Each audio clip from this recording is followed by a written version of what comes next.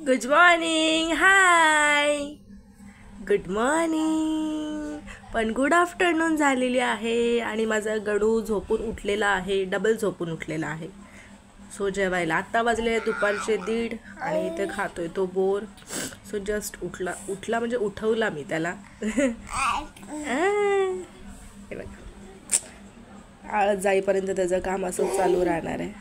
So थोड्या वेळाने त्याला आता मी डाळ भात भरवेन ना भाभी.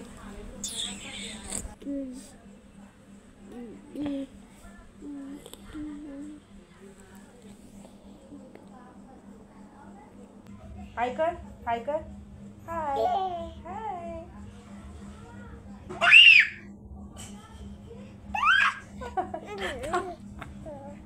बस खाली.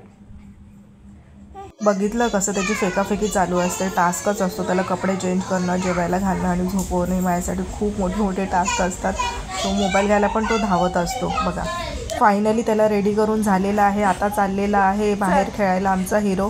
आणि त्याच्या पाठीमागचं बघा किती पसारा असतो, तेव्हा तो कुठे रेडी होत असतो. So big task for me. Finally माझा हिरो आता बाहेर खेळायला गेलेला आहे. सो तो तर गेला बाहेर खेळायला. आता घरची कामं आवरून घेते पटापट.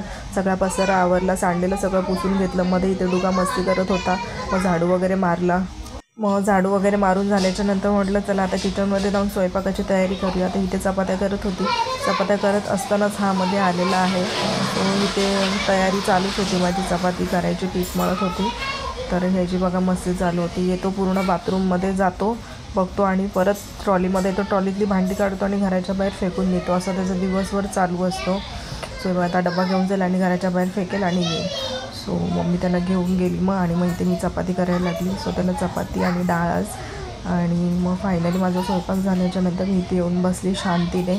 2 मिनटाचा श्वासच घेत होती. तोपर्यंत आमचा हिरो रिटर्न घरामध्ये आला आणि इथं मग मी त्याला हे वेफर्स खायला दिले. सो हाय कर, हाय चालू आहे. हाय हाय. आज हिरो बनून कुठे चालला?